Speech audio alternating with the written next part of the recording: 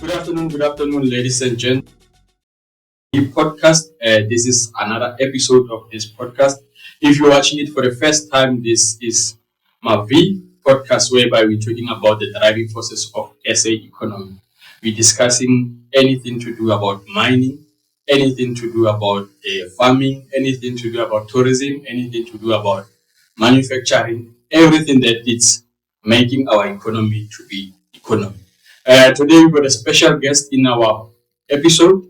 He'll explain to us who is he and what is he currently doing. He's actually in a field of mining, since well our primary core content is mining. Welcome, my guy, to our podcast. Yeah, thanks, Mavi. Hello, everyone. I'm so in a period of waiting to come and just share my story of the mining industry with Mavi. So it's been asking me for quite a while now. So hence I said let me just pop up and share my little story about. Sure. It's been a while. It's been a while, guys. So. Indeed, it is. Indeed. And unfortunately, it's not like he didn't want to come. Since well, you know, guys, a mining industry is a very, very busy industry. They are forever busy. So, my guy, who are you and where are you from and all that for those who doesn't know you? Okay, thanks for the opportunity. I would like to thanks my best for the opportunity you gave me, guys. As we're starting now, my name is Sydney. I'm from a small town in Limpopo. Is it called Groblersdal? Groblersdal. Yeah, it's a main town, but deep down from Groblersdal, I'm from Mosterloos. Oh, okay. Mosterloos, yes. All right. I've never been to Groblersdal, but I think I've seen the boats while I was going to the side of Begersfort. Am I right? Exactly. What is that road that it's going? It's R25. R25. Yes. Yeah, I think I once saw the board that says Groblersdal. Yes. So in Groblersdal, you're from Groblersdal is a town. Groblersdal is a town, and then from there, when you go down deep to Begersfort, where Genfest that's sure. Yes. Yeah. And then before Genfest, that's where I'm relocated there. Yeah. Yes, that's where I'm from. It's a nice place there to be, bright. There's nice mountains. There's nice views there. You can go there just at the view sometimes. Exactly. Hence I'm saying, I was once that side there by the, what do they call it? There by, is it God's Window? Yeah, God's Window. Yes. Yeah, I was once that side. Yeah. Just for vacation, kind of. It's actually a nice landscape that side. Very, very nice. Sure. Nice. And then this side, my guy, what brought you this side? Far from that side. How many provinces did you cross to come here? Probably from that side, it's gonna be 2, I think, because of its my province from Limpopo, Mpumalanga. So basically, it's 2. 2, yes. Yeah. Sure. So what are you currently doing this side and something like that? Okay, I don't know. Should I start where, let's say, maybe I'm from before Ketwa and Limpopo, going to have a view about my life and stuff? Or sure. Just start from the place where I'm from to here. Now, you can just tell us from where you currently coming from, till you reach here. Okay. No, that's pretty clear now. I understand. Sure. Probably, when I started moving out from Limpopo, I had to travel from Limpopo to Gauteng, do my studies there. Sure. While I was busy with my studies there, and then I got an opportunity around about 2014 to pursue my apprenticeship. Okay. Yes, and then from there, I started my apprenticeship in 2014, where I had to go to Jimiston to do under Marian Robert General Engineering. So that's where I started to do my training. I mean, my apprenticeship. So it went well, man. I enjoyed, and then it took me a heart to believe in something that while I was growing up, my father used to taught me several stuff. Like he used to make me weld some butlers at home. Do some palisade at home. So those are the things that took me, give me the courage of, Sydney, in life, you don't have to stay with your hands. Even if at school, you're not that excelling, having that light of life. There's things that you can do out of your hands. There's things that you need to believe that you can do. Since my father told me that, when you grow up as a man, you don't have to rely on certain things like, okay, there are books where you should read, study, focus on several things. Yeah. But when you come to doing something or bothering something about your hands, exploring that thing that you have in mind, if you can try to apply in hands, sometimes it helps most of us because of other hand we need to rely on the school thing, but somehow I think Yeah. we should also when we for that part when we grow our child, Yeah. We need to just check or or what are in my life. Sure. Give a several toys so that they can just maneuver and Yeah. as much as you can passion or no, okay. Exactly. Yeah. So my father saw this thing in me that I'm so focused in like welding, grinding, and whatsoever. Yeah. So it was quite easy for me when I started my journey in boiler making. Yeah. It wasn't that difficult for me to get a feeling engineering. It was not difficult. Okay, they need to taught from scratch. Grinder.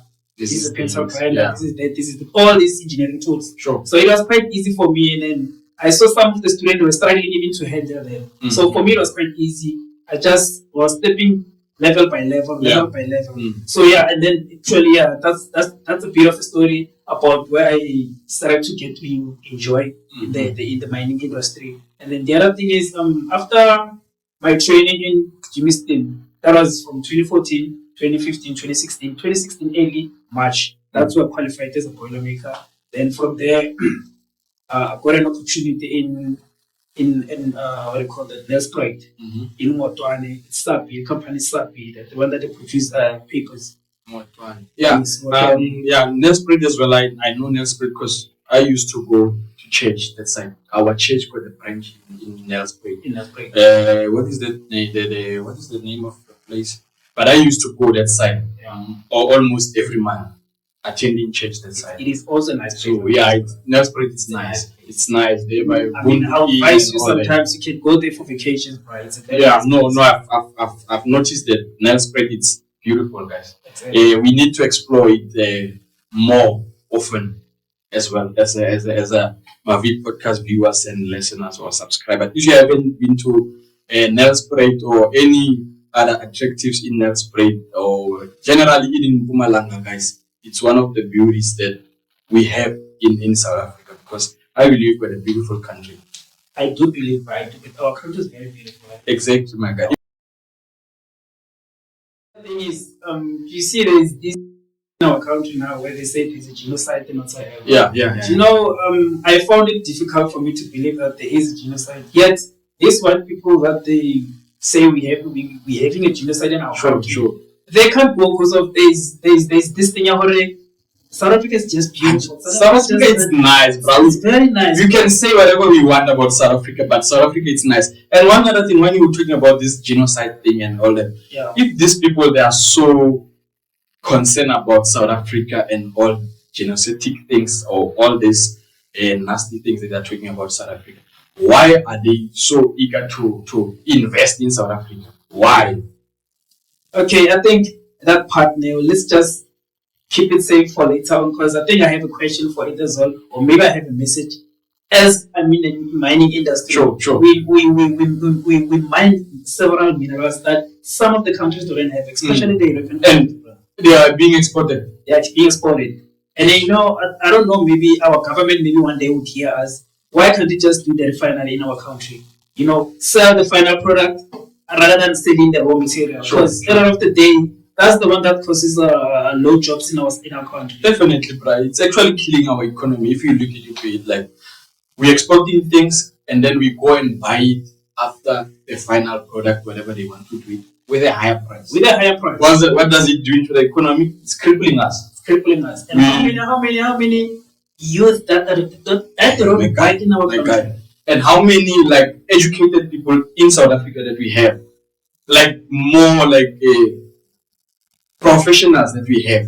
In our country, man, I believe we've got a lot of people that have got skills, they've got knowledge, they've got everything that will take them further. It's just that maybe, I don't know, unfortunately about it, our government, somehow, I think it's failing us. It's totally failing us. No, we need to tell the truth, guys. Our government is really failing us. We really need to tell the truth. Unfortunately, that's how it is. But it's up to us as the youth and the young coming generation to drive the country in a right direction. But if you are sitting there as a nation when it's time for the election and all that, we are saying no, I'm not gonna vote. What does it do to our country? we're sitting with this. I'm sorry to say it, but we're gonna sit with this old grannies and that's gonna lead us. Whereas we got proper youth, proper youngsters who can lead us, proper youngsters, not just youngsters, educated youngsters who can lead this country to the best, to the better. Or I don't know, guys. This actual topic is actually disturbing me. So as I'm saying, we need to do something as a youth or as a young generation that is growing in South Africa. We need to do something. Let's not relax and say no. My grand will go and vote and all that. We must make something about it. It's our turn as youth, to make difference in our country. But it's just that we're so unprivileged about the part that we need to play. Yet we still have all people in the government running the government, whereas they were supposed to give us the positions, give us a chance, see how the youth prepare about it. See how the youth can take this country from here to a certain level. My guy, we got so many potential in South Africa. I don't want to lie. We got a lot of potential, young potentials. Yeah, and then continue on my journey. Okay, you said Mpumalanga. Sure. So yeah, the company, the first company that I worked for, it's in Mpumalanga after my apprenticeship, which is SAP in Motwan. They call it Motwan. Yeah. Actually, they manufacture paper. It's a raw material from wood, and then the same process as mining. Sure. They crush it, they mill it, and then that's where they get the final product. The final product. And then and then that job there that I got, my first job, it was a shutdown for a month. Okay. Yes, and then I worked there for a month, and then after that, then I went back home because I was done with my apprenticeship. So unfortunately, thereby when I did my apprenticeship, they had no opportunities after. So maybe just maybe not to cut you off, in terms of a shutdown, for someone who doesn't know exactly what is a shutdown in terms of the operation of mining or manufacturing. Yes. What is a shutdown? Probably shutdown. It's more like let me put it this way.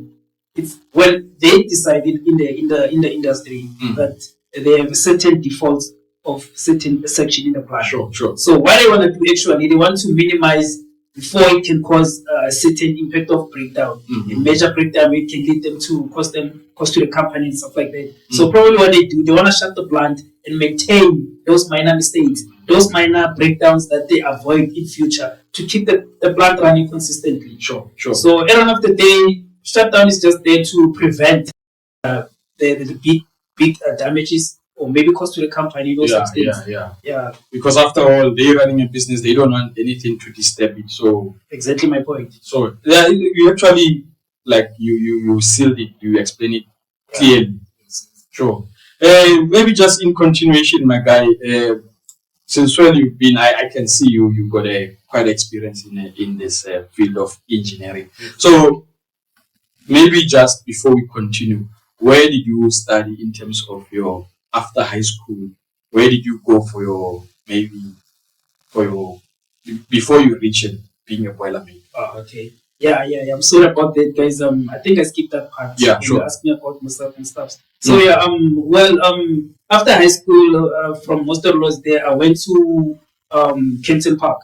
Kempton Park, that's where I did my engineering. It's a EWC, Ekurhuleni College. Okay. Yeah, so I did my studies there. Started with N2, N3, and then from N3 I moved because there was no boiler making in there. Sure. So actually there I was doing motor mechanics. Okay. That's where I started to do my engineering part. I started with the motor mechanics, but I was not that really interested in the mechanic part. Yes, so and then I changed straight to boiler making. Okay. So and then only to find out that by EWC College they don't offer boiler making. It's actually they call it data theory. Okay. Yes. Then from there I went to colleges around Pretoria. Then so sorry, my guy. I can you are moving a bit fast for me. Okay. I want to get it fully, yes. And so that our viewers and subscribers can really understand the whole thing, because the aim and the objective of this podcast is to make sure that we share the knowledge, we share the experience, and all that. So in terms of you say you went in, you did motor mechanic, which is, I believe, it's diesel, right? Yes. So that's got to do with this kind of machine, fixing this kind of machine, dump trucks and and all those machinery. The difference between platers and what is it? You said the plater and the what? Platers theory. Yeah, platers theory and that leads to being a boilermaker. Yes. That's a basic. Okay. No, I get it. I get it now. Okay. And then after I opted to go to Pretoria to do my platers theory, where I had a feeling of, that's where I should focus on, since I've been so interested while I was growing up. My father taught me several stuff about boiler making. So I opted for that, and then when I got to Pretoria, luckily I got the offering subject that I wanted to do, and then I continued with them, and then around about 2014, because I started with N3 when I got to Pretoria. Okay. N3, N4. When I was busy with my N4, then that's why I got an apprenticeship. Sure. Yes, that was 2014, early March. Sure. Yes, and then I got my apprenticeship around about there, and then I had to opt from finishing my studies and then go to pursue my apprenticeship in Jimmy. Then from there, when I came back, I was quite busy, wanted to register, fill my qualifications, and then I was doing subject by subject, until I have to get a certain. Because at the end of the day, in mining, what I love about it, you cannot sit or stay in the field as one person. Like what I'm saying that it's a matter of, you can't be a boiler maker for good. Not unless you choose to be a boiler maker. Exactly. So there's a lot of opportunity where you can grow yourself, which is good. What they told me, some of the guys that I know about these things, they said, as long as you're in the mining industry, they give you certain opportunities to further your studies, to learn for something in further. You'd come a supervisor, you'd come an engineer, if you can further your qualification by doing GCC and whatever, and then so that you become something different. You can't sit in one level, in one position. Exactly my point. Sure. Since when our currency, our economy is way bad, so you can't stick to one salary. Sure. You need to build. You need to have something else. Like I mean, life is difficult. Life is difficult. So you cannot say, no, I'll be a boiler maker forever. Exactly. So how does a boiler maker precisely do? Like, what does a boiler maker do? Or what is boiler making? Okay, boiler making, I don't know, maybe I categorize it in different sectors. So sometimes, starting on part of these moving machineries. In moving machineries, we do repairs as a boiler maker. Yeah, there's several steel that is used there. So normally, we do some repairs. Sure. You can't well join, you fabricate, and then there's the one for structures. For structures, at some point, the company that trained me, they give you a drawing. Sure. The same drawing that you did at college, somewhere at the companies, they tend to give you certain drawings, and then you need to read the drawing and fabricate it from something. Okay. Say it might be certain beams there, and you need to fabricate maybe a structure, or maybe rod the plates, make a pipe. Different challenges. It only matters with the company, where is it focused on. Sure. If it's a mining industry, for instance, if I might be working at a certain section, let's say for instance, in a crusher section. Sure. So in a crusher section, most of the time you might manufacture chutes, you might prepare liners, you might fabricate guards for pumps, you might several things. I mean, there's a lot that you need to explore. Actually, what I love about it, it gives you a certain thing in your mind that you need to challenge yourself every day. Exactly. And then that certain challenge, it's not only focused on job thing. Also in life, it shows you that you might face certain things in life that they might trigger you. It only needs you to, sit down, think about it. Exactly.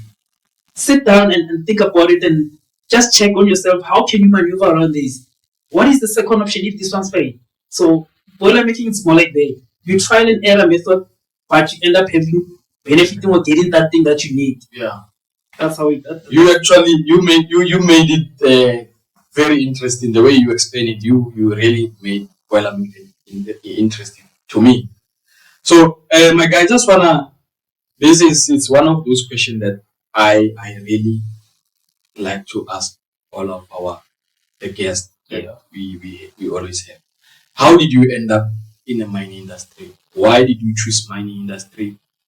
Whereas there's so many careers that you could have chose. Why? I mean, a working field that you could have chose, and then you went out for mining. Okay, yeah, that's a good question because of my career as a apprenticeship. It started in a company, not in a mine. Okay. So it's a place where they manufacture steel. Actually, we're manufacturing steel that goes to all this power station that I know it's Dudup and Kusile. So we're fabricating there. And so the only thing that made me to go to the mining industry and then end up enjoying it, you see, there's a lot of things that are happening in the ground floor. There is minerals that when you grow up at school, they used to tell you about them. Like those things, you don't even know what is a platinum. You don't even know what is a chrome. You don't even know what is that. So for me to getting interested on joining the mining industry, it was that thing of they say they manufacture minerals. I mean they do minerals there. So what I wanted to know and what I wanted to learn, I wanted to go there and see the importance of this mineral in our country that we produce. And then by so doing, when I got there, okay, they felt the atmospheric condition of there, people that you're working with there. At my first place, it was in 2019 when I started working in mining. I've got people that nearly give me a bit of a pull out, you know. Sure. You know, the atmosphere I got there, I was like, oh, people live like this in the mining. They even work unsafe here, bro. You know, I had those doubts and I was like, yes, I'm not safe here. And then which we need to say, how can I say? We don't want to get into the mining industry whereby we killing people or people are losing maybe their parts or getting injured. We don't want to run a industry that it's not safe for people. Exactly my point. Because at the end of the day, you know, we need to declare mining as a place where people should come and explore and have experience. And people, you know, our youth, most of us, like, they need to get interested in the mining. You know, most of the minings nowadays they closing down, bro. Yeah, they closing down. I don't know it's a field of management or what, but like they closing down. And it's a place where our youth they were supposed to come and be the geologists. Do you know sometimes there is mining that I know of. They used to hire people from outside, you know, to come and do several things for them. Yet we have plenty people that they can do those things in our country. In-house. The house is full of everything. Potential is there, my man. But thing is, the way things are happening, it's just that I would love to explain further about this, but like I think maybe let's just go to the point. Do you know when I started in the mining, I felt that there's a bit of a room where I don't fit in. Yeah. That was my first time when I went to the mining part, and then I was like, okay, I used to share the stories with my father and then tell my father, hey, this is what I'm facing, and he'd be like, no. Relax. Take it easy, man. Take it easy. Yeah. That is the first time. So don't rush into trying to opt for another option. Yeah. It's still early for you to give up. Exactly. And you know what he told me? He said, I know you and I know how you do things. And sure. So please be yourself. Patient. Be calm, be patient. Yeah. You know, let things flow on its own. Yeah. So I was like, okay, I hear you. Okay.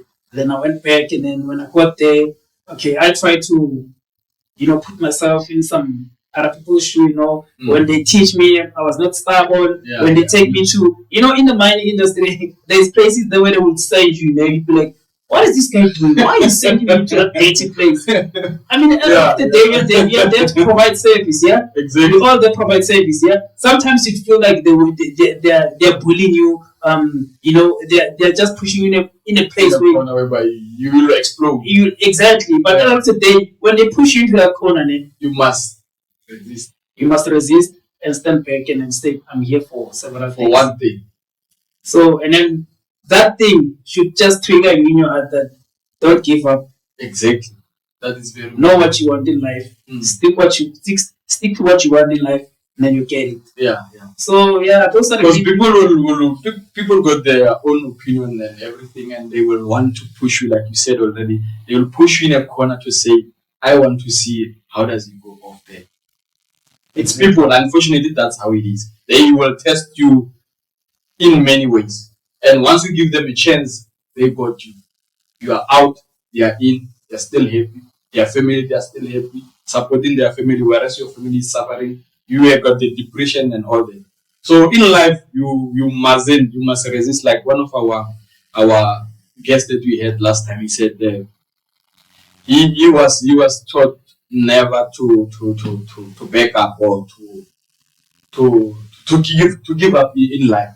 That's how I also see things in life. Never ever give up on anything that you wanna do. Yeah, when it comes to that thing of give up, that part of give up, because there's guys that I know that have been made in the mining industry. You know, some of them they end up like, yo, when you work in the mining, you get dirty, you get so much dirty. Yeah. You went to places where you don't feel like you can go there, you know. But I don't see a valid point of a person who's interested in working. I don't have to be there. You know, such things. Those things, man. I mean, there's no way we found what do you call it? Red carpet where you walk freely. I mean, unless if it's a business, Even the business, there's a lot of hiccups.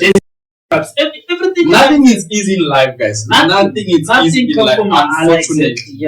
Unfortunately. So, I think there's no room for saying you want to give up in life. You know? So while you were still on that Sydney there, Yes. what was the most challenges that you've encountered in the mining industry that you said now this was a nearly gave up part for me?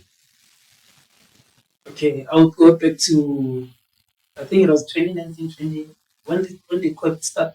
2010. 2010. Yeah. No. No, it was 2020, That's 2019, 2020, something. Yeah, it's not long. Yeah, because I can remember that was the time where I felt like, you know what, this thing is just hitting bad now. People are used to be indoors.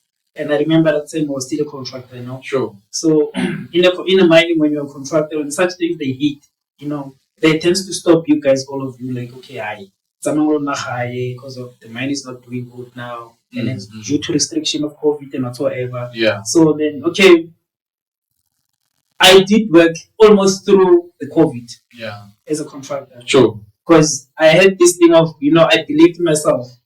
That one I don't have a doubt. I did believe in myself because I can remember in Pumalanga, the mine that I was working for, it is called Verganok Mining Company, situated somewhere in Moloto. Okay. Yes. So during that time, the way I was believing in myself, I can remember the guy that I was working for, he said, I'm going to put you as a supervisor in the meantime to monitor everything here. Sure. And then when he puts me as a supervisor there, you know, you need to attend the meeting with the engineers and whatever to give the feedback of what's going on the field and whatever. Sure. So the pressure that I had that time, I was not ready to be acting as, but I had to balance the equation, you know. Exactly. So okay, sharp. And then when that started, I was so confident that someone is going. This is too quick for me. The train is moving fast. It's like a hot train. Sure. I was like, okay, let me just take it easy. Take it easy. What happened exactly? I'm going there, okay. I'm going there. So okay, then it started easy where I was just doing my daily jobs and whatever, taking the quotations and whatever, submitting to my bosses and whatever. So it came to a time where sometimes they did a report of what did you do and how did it go and how far are you. If maybe it's a project where they give a certain due date, we starting from here. Let's say maybe around about after this couple of weeks or whatever, a month, this job needs to be done because we need to run that section. Okay, then it happens where we had to go and give a report. Yeah. So when I get there to give a report, that was a boardroom with three bosses. Sure. Then when you sit down there, they just give you everything. Water is there, tea is there, you know. But I feel like, you know what, my mouth is getting dry. All those refreshment, it's for you to calm down. It's for you to calm down. So then when they say why? Yeah.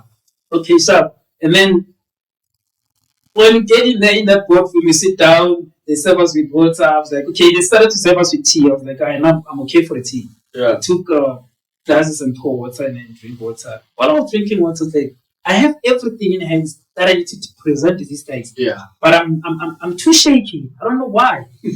Maybe this face is the room itself. Yeah, the room itself. People around you itself. Sure. You know, these guys are the big bosses. And mind you, by the time I was still a contractor. Exactly. You know, if I had this thing in mind that were running in my mind, if I would present this nicely, if I would give them facts, these guys, you know, someone to notice you. Yeah. Someone to notice you. Yeah. It's just with the blink of an eye. At the same time, you're also selling yourself. Exactly. So I was like, okay, my mind was running both left and right, you know, with several things. Sure. I need to give them facts. I need to present myself wisely so that I can sell myself today. Sure. You know? And I've heard that there's certain section around here that they need people. Still need people. Sure. And then there's one supervisor that I know. He has a potential in me. Okay, I was like, okay. Then we started, okay. Unfortunately, they started with this other guy. He had to give a report as well. Okay, his report was just quite easy. And he just had to give what he did. That his job was very small. And then they came to me. My project was quite bigger. Yeah. And then the only question that he asked me, say, okay, my brother, introduce yourself. And then I introduced myself. This is my name, and left another camp representing this guy. He's not around for in the meantime. Almost gonna be a month, so I'm gonna be representing him here as a supervisor. Yeah, we know. He told us about you. Okay, sure. Then I have to start with the report. Okay, my report, it went wow. Yeah. When I was presenting, because the minute that guy when he said to me, "No, your boss told us about you," whatsoever. And then, you know, the confidence and then started in my heart. I was like, okay. Then I went back to my water, get the last shot again. Say, let me just bring out this one, and then give them what they need. That's when things. That's when things started to flow. Yeah. You know, it happens on itself, and then I gave them a nice report. And then after a meeting, the guy came to me, the engineer came to me, says, "Who drafted that thing that you guys are busy doing there?" Yeah. Because we were still waiting for sectional engineer to get us a drawing. Because it was something that was not there in the mining world. Yes. So it was a bridge for pipes. Yeah. So it's probably what they needed there for dump trucks to pass underneath. Actually, it was the underneath bridge. Sure. So I wanted to take the pipes underneath on top of the gantry. Okay. So we had to build that gantry. You need to develop the columns. Yeah. For that gantry. After developing the columns and tell the what do you call these people who work with the concrete civil guys. Yes. So I had to tell them this is what I need. This is how I need my columns, and then it's gonna be here from here to there, and then I gave them the drawing, and then they did the columns right. Yeah. Sharp. Yeah. And then while they were busy with the thing there, the columns, I had to fabricate my uprights. Sure. So okay, I did that. I fabricate my uprights, and then everything went well there. And then when I present that, the guy after the meeting, after presenting my everything, he said to me, "How did you manage to do that?" Yeah. Because your boss told us you are the one who did this. Sure. Then he said I must come and see him in his office. Oh, that's when Popo hit the fan. Yeah, but you know, the last word that he said, "Come and see me in my office," I didn't know that if I did fuck up or I don't say. That was the tricky part in my mind. Okay, I walk out in that boardroom, no confident, but when I step out of the door, man, yo, my head was like, it's like you killed someone. Yo, bro, yo. Okay, sharp, and then I went out and I went back to the workshop. When I get to the workshop, and then this other guy came into a workshop, and then he said to me, "My brother, you know, I hear some rumors that they're gonna stop the contract and whatsoever.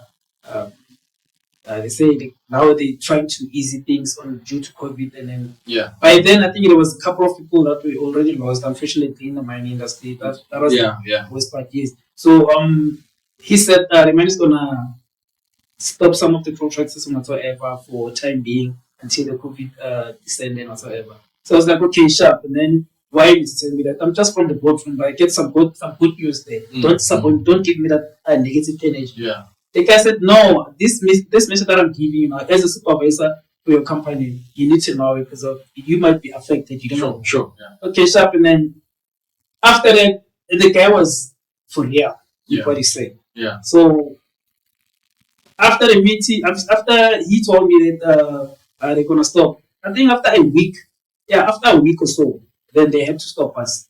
And then the only part that I hate, I didn't finish my job there. That was the only part they were in mining. You know, there's a lot that I've wanted to pursue. Exactly, at that time, Yeah. And then I had energy for that at that time, to pursue it in a polite way, give it all my best, Sure. But unfortunately, COVID has to push it back. Yeah. COVID, I think it came higher for almost a year. COVID crippled a lot of people. Crippled a lot of things. A lot of businesses died because of COVID. Like, people lost their job because of COVID. And also on my side, I might say, because I was still gaining experience on the mining industry, I would say maybe somehow it delayed my life. Yeah. It delayed because if I was far with that experience, what if they could have absorbed me in that company? What if? Exactly. Due to COVID, it had to pull me back. And there's this So that was your nearly gave up. Yes. Because I nearly, after it, you know what happened? After they stopped us, there was a company that was installing a mill in that mine. So that company, they call it NCP. Okay, yes. New concept of the project. Yeah. Yes, so that company was there installing a mill. There was a time where I met this other guy, they called Franz Fury, call him Franz Fury. Yeah. I was assisting him, I think, for almost a month as well. Yeah. With the projects there. He gave me a hope of when he's done with installing a mine at that company, he's gonna go abroad. Sure. They're going abroad. Yeah. It was that thing of me. I wanted to go abroad and explore how things are done. Exactly. How's Exactly. How's boiler making out there with different people, different culture, And then that guy, when he tells me, says, I'm interested on how you perform your work in the mining industry. So I would love, maybe if you feel okay, I would love to keep you in my side. So that when you go out, I will just pick up you along whatsoever. Okay, sharp. Things went well there. The guy arranged for me while I was busy working for a company that we were communicating with phone calls and whatever. And I had to go and do the passport, and I did my passport. When I'm done with my passport, I came back to that mine, and then he said, settle up, they will call you guys to go and do the visa. I think we were 2 of us there, if I'm not mistaken. The guy was supposed to go with the guy. Yeah. So after was no stop, the guy called me, I was home, and then he said, you should guys come and negotiate the prices and whatsoever, the rate per hour and whatsoever. So it was like, okay, sharp, I've come, and then I went to Jamestown, we negotiate, and then I came back home. Yeah. I had a hope of, now things start getting real. Exactly. You're booming now.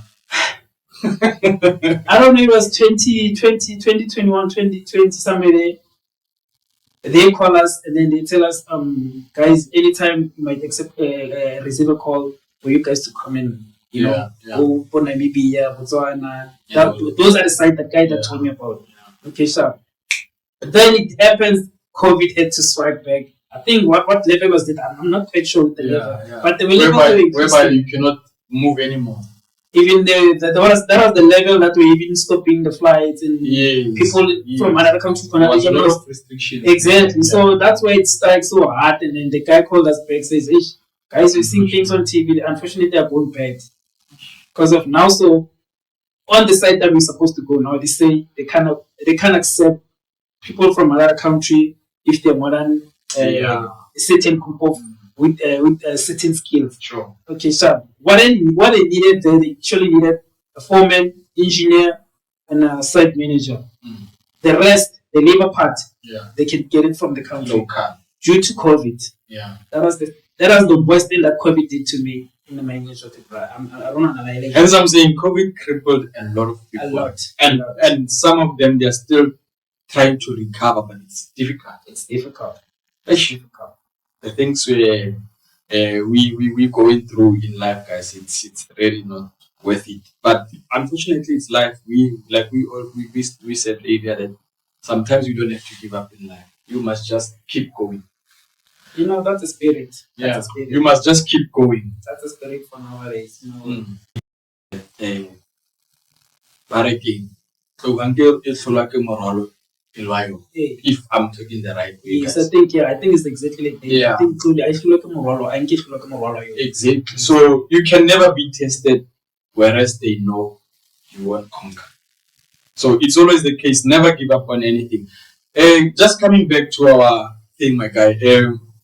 Tell me, since you said you actually most of your career, you've been working as a contractor, if I'm right. Yes. I just wanna find out something because how was the treatment while you are going to the company as a contractor? How was the treatment during that time? Because in most cases, if you come in as an external, the people that are in-house, they tend to treat you as if you are not human. They tend to undermine. Like the treatment most of the time is not so on. You understand? And that as a nation, as a South African or as an African, we need to stop that. We need to really stop. It's not on. True that. So how was your the treatment? Okay, the treatment that I got, Ever since maybe. Yeah, the worst that I got, it was in Northern, in Sianda Bakhatla. Okay. Yeah, there was a time where, as a contractor, at some point, I feel like somehow in the house they're not fair, Yeah. You give them a full service as a contractor, and then the members of the family inside the house, sometimes they tend to don't do the full part of the job. Exactly. They do half of the job, saying knowing that there is a contractor. Yeah. That you might say, we go and report to our foreman, okay, be like, we didn't finish our job there, but the contractor is still on site. Yeah. Why can't you just opt for them to finish our job? Exactly. And then we work like slaves as contractors, and then we are treated like we are nothing, as if we are not contributing in the mining. Of which is something that they mustn't do it. They were supposed to treat us equally by so doing. Like sometimes they used to get things like production bonus, safety bonuses. Yeah.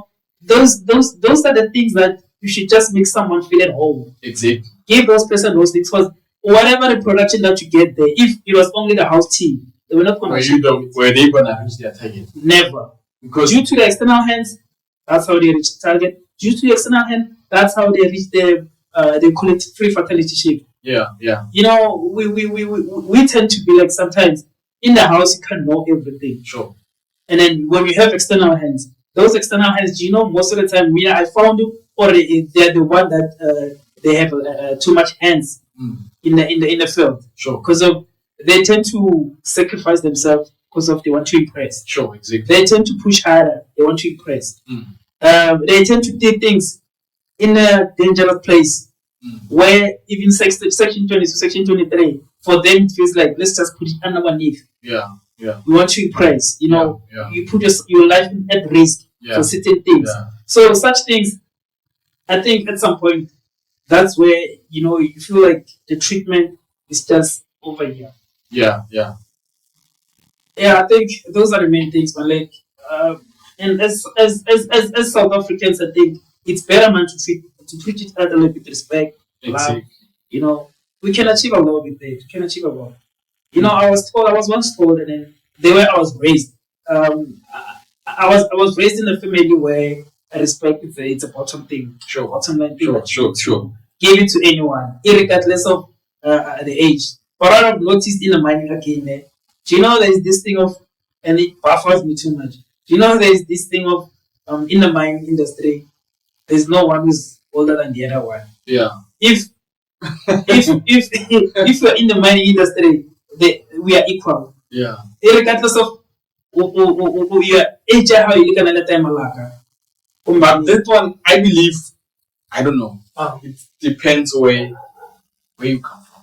Yes, and so I was saying, the way I was raised, I was raised with respect. You must respect your elders. Yeah. And then those people, they might, even if Mutaka Juka, you feel like don't respond to that person as similar as you do to your age group. So at least the more respond, but in a manner of respect. You're all to me. Exactly. But do the things they don't go. Yeah. Because some of that sports are okay, bro, you can just do whatever you want and talk to me the way you want. Yeah. Yes, but show some respect. That's what we need, I think, in the mining industry. Yeah. It's just that thing is not there. We from different families, different rural areas, such things. So the kids on the wrong or end of the day end up are treated sharp, and then there's external hands on several things. Never like mining, which is wrong. It's not allowed, man. I mean, that person is a breadwinner. Exactly. How many people? The minute you make that person to lose his job, I mean, what's gonna happen about it? What's gonna happen about the people that he supporting the family life? Because we blacks, like we grow in that life of as black. There's a lot of people behind you that you need to look after. We unlike whites, where when you move out with your family, you're just gonna be on your own day. We as blacks, I've got another Osaka, my niece, cousin. When you go home, they used to feel like is home. They need to feel that energy. And when you get there as well, the respect that they give you, they bow down to you. You give even if most of them in the family are not working there, you give them that thing. You know what? This is our breadwinner. Sure. One day, Klavasha.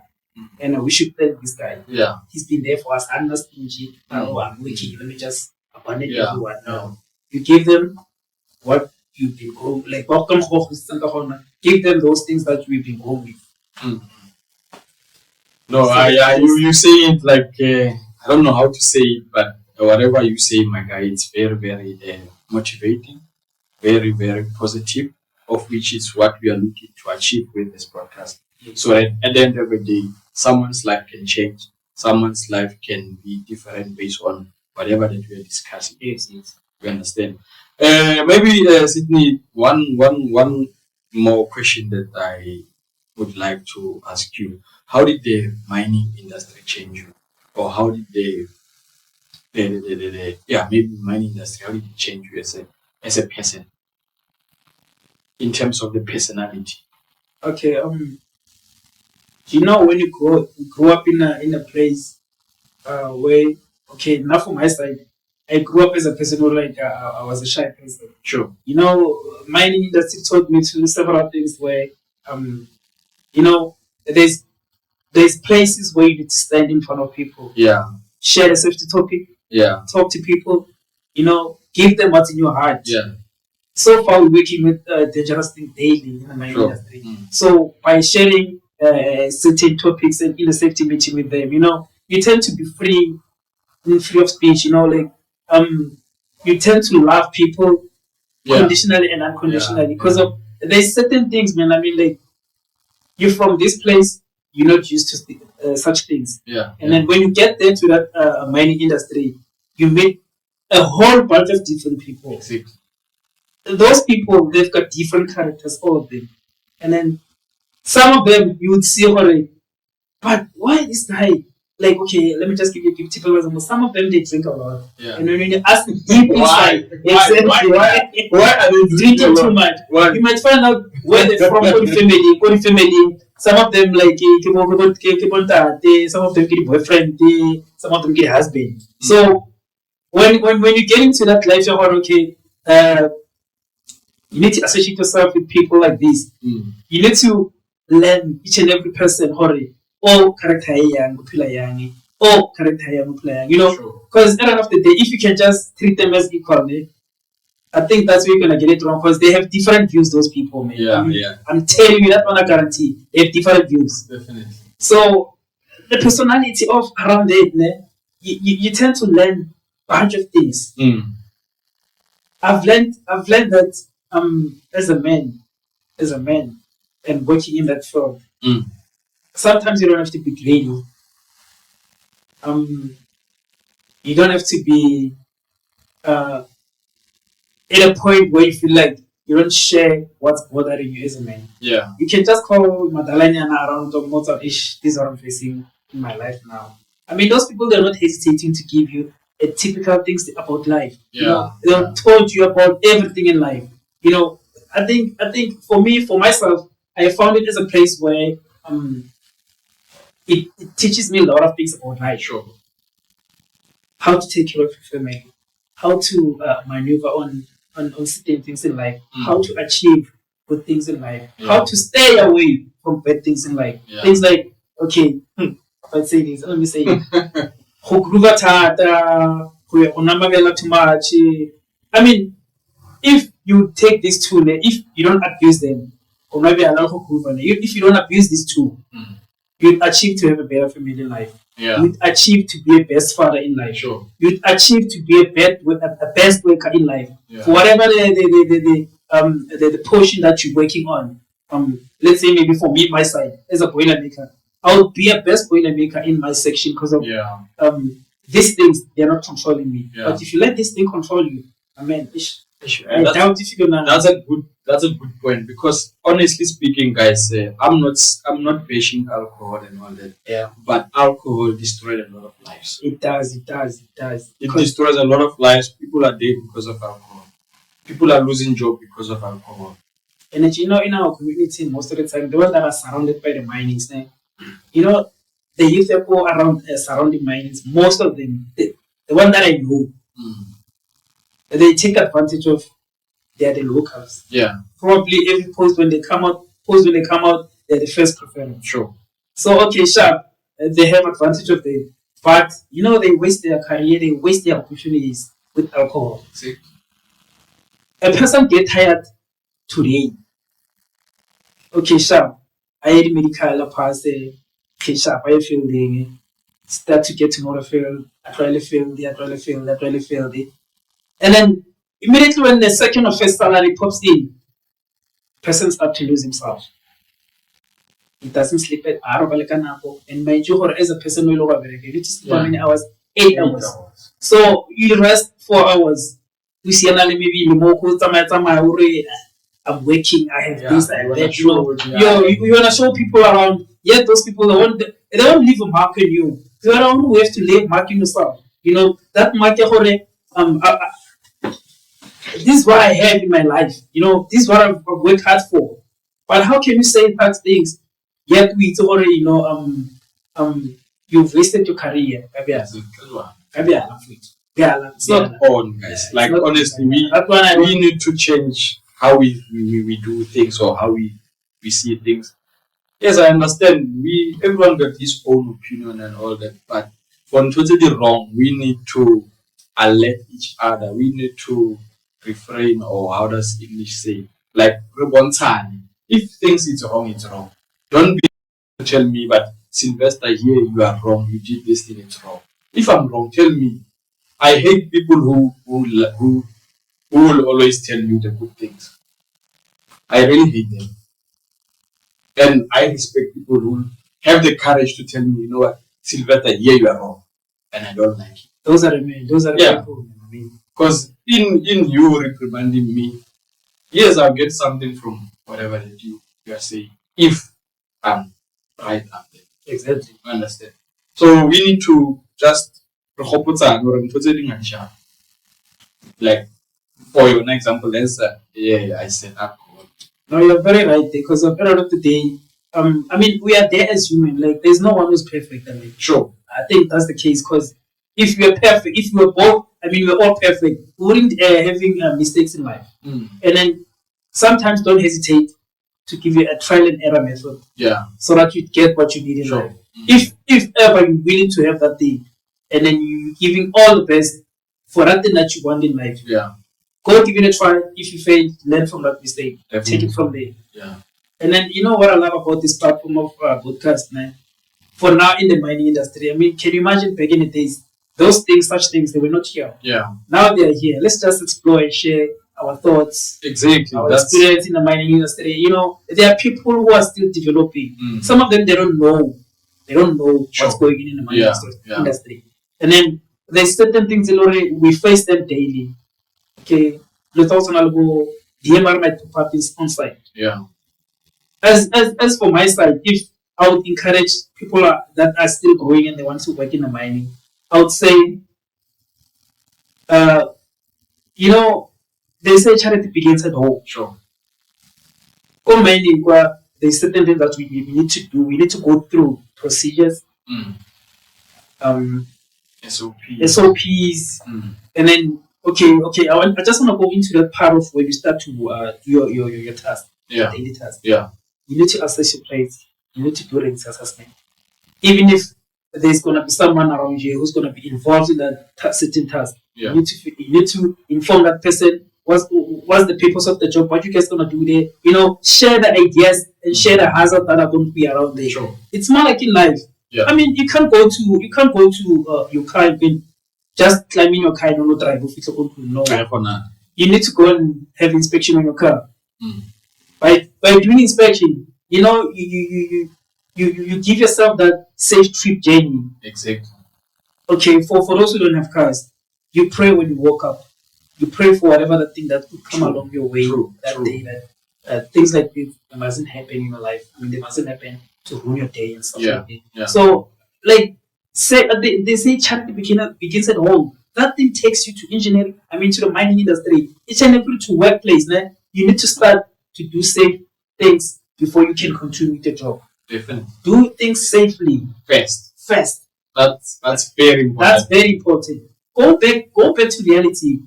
I mean, we do a lot of things in life. We just find ourselves doing them. Okay, for instance, let's say maybe we're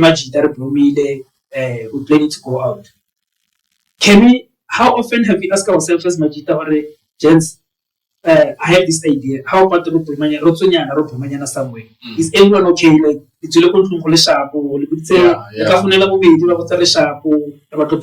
such things. I mean, we don't guide ourselves as much. We don't guide each other about them. So I think that's where the most of the thing that tends to happen, because we might leave people that are staying with for lady.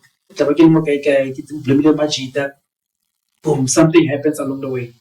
Now we need to report to those people that this is what happened. How did you end up there? Because you told us that you're going here. Yeah. How did you end up there? That's it. So by so doing, informing them, but on now worry, yes, but they must know how to report it. They know, they are aware. They are aware where the person.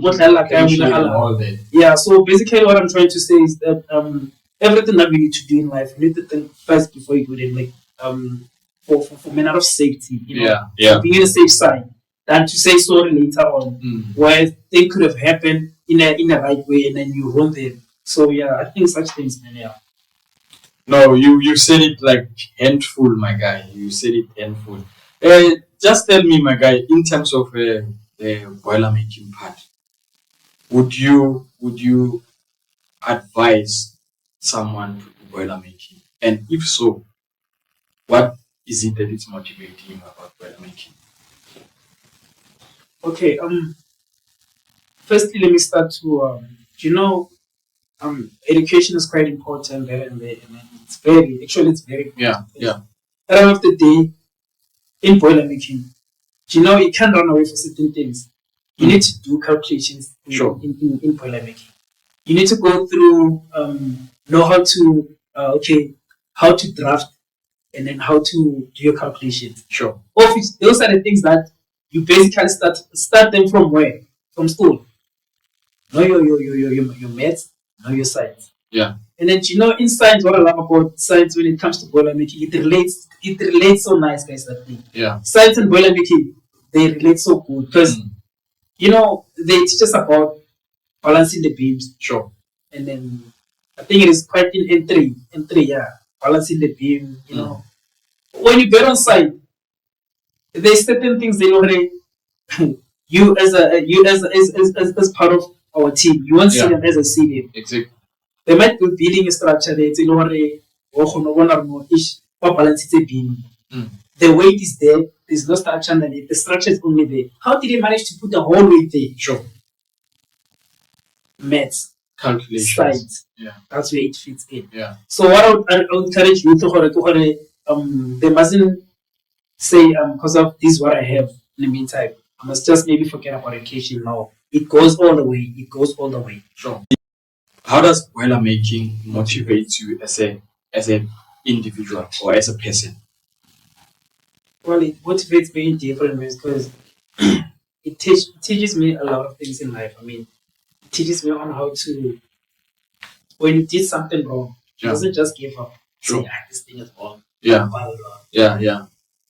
You can try to just pull someone along the walk, along anywhere in the place or in the field, because different fields there. Yeah. So just pull that person and say, hey, make it as if like maybe you want to maneuver on something. Say to that person, when you're facing a certain challenge about this, what is your option? What do you think I must do there? You know, you might get certain ideas there, and then when you apply them according to your skill and knowledge, that thing becomes a lot easier. Yeah. That's what they used to tell us when you grow up, that if you're stuck on something, don't just stuck alone. Share the idea. After you share the idea, explore with the people. Sure. If you're in doubt, stay out. Stay out. Simple. Simple as that. You stay out, but you request. You consult. Exactly. Sure.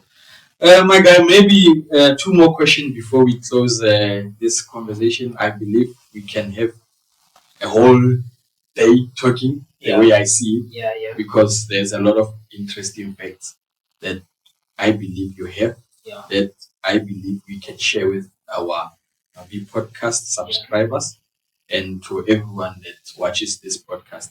Maybe just 2 more questions that I want to give to ask from you. How did boiler making change your lifestyle? Or mining, not specifically boiler making. Mining. How did mining change your lifestyle as a person? Well, because I believe we work to make a difference. That's true. Yeah. So how did mining change your lifestyle? Well, remember what I pointed out earlier on our topic where I was, I don't remember what question was referring to, but I said, in the mining, you tend to meet different people. Yeah. And then I still say, like, when you get to a place where there's a bunch of people that have different characters, different perspective of viewing life and whatsoever, you tend to learn different things daily. I might know you today, but tomorrow you might be changing, be a changed person towards me, and then that shows me that okay, I mustn't just stick to what Sylvester gave me yesterday. Sure, I must just expect everything new from me. So probably my point of view is personality that gives me just be yourself every day. Wait for a new thing every day. Don't think whatever happened yesterday, you have it in the another following day. So yeah, I think that's what mine taught me. But like personality that I have is just to be different every day, accept things as they come, continue with the better things that you see they come daily towards you. Yeah. Take it as it comes. Take it as it comes. Yeah. And take it easy. Take it easy. Yeah. Thank you, Sydney. One more question. Yes, if you were to change the field, or if you were to change a career, what would it be? Because I believe there's a lot of careers, but you opt for boiler making, which I believe you did it because of passion. Yes. So if you were to change a trial, what would you do? Well,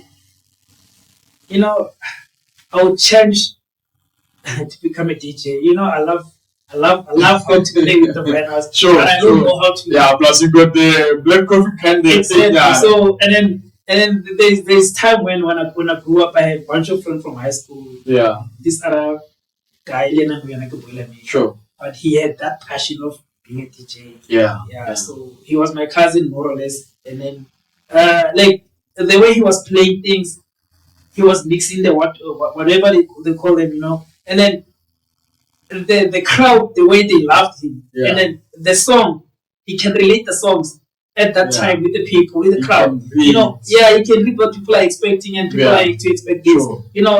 I would opt for music. I would opt for a DJ. Yeah. Kabang and I'm safe. Sure. But I think you can still do that. I can still do that, Brad. No, thanks, Brad. You can still do that. It's never late. Thanks, Brad. I appreciate it. It's never late for anything. I appreciate it. Like I always say, guys, I'm a strong believer that whatever that you want to do in life, you can achieve. You can achieve. Regardless. You just have to have that thing. I can do it. Yeah. Regardless of who are you, where you coming from, like regardless of the circumstances. Those things that you say, them put them behind you. Period. And have vision. Simple as that. Yeah. You won't have any obstacles. There might be obstacles they were meant to be obstacle in life, Exactly. but you need to know how to maneuver around them. Yeah. No, I think you can still do it, my guy. And if you notice that, we need to. It's a truth, guys.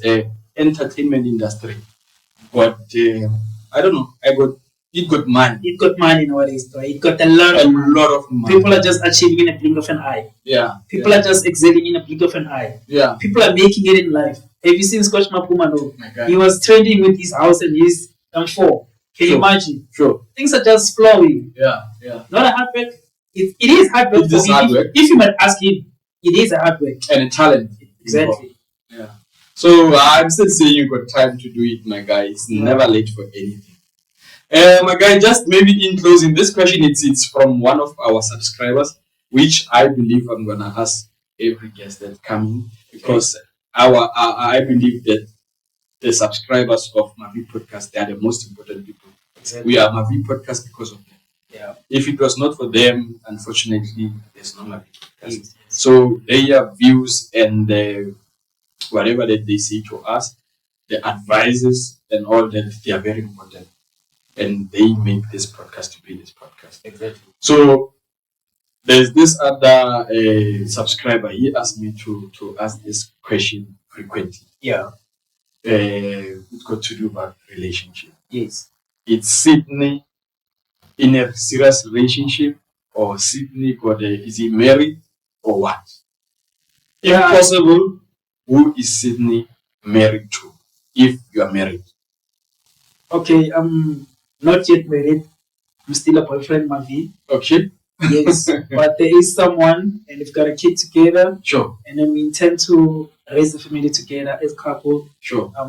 Yes, in relationship, there's always an obstacle. There's always challenges. But if you know how to maneuver, and if you guys are willing to, give it time and then digest everything, and then take one step at a time. Sure.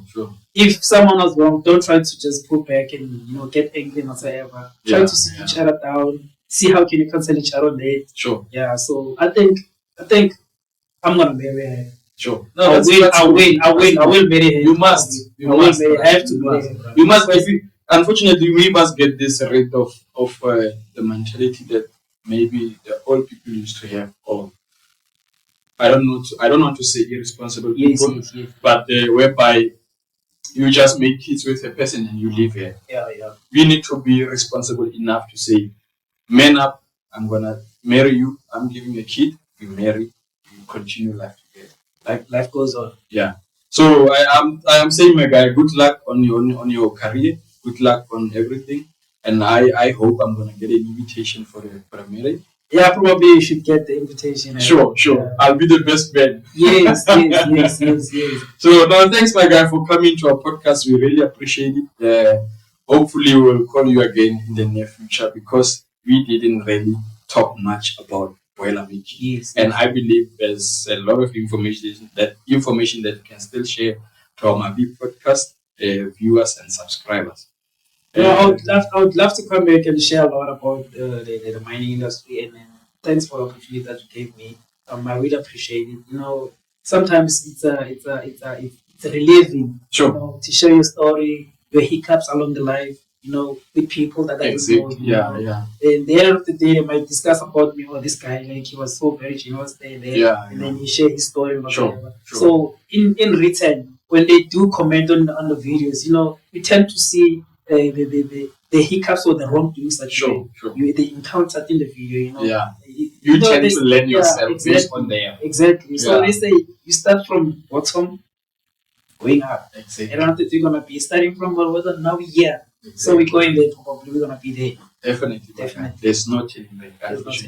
And one more thing, guys, to all the ladies out there, Sydney is off the hook. No more Sydney is off the market. Hey guys, in Tati with me. As a belief. I'm taken. Sure, my guy. Thank you guys for watching our podcast. Till we meet again on the next coming episode. Thank you a lot. We love you. Take care. Cheers.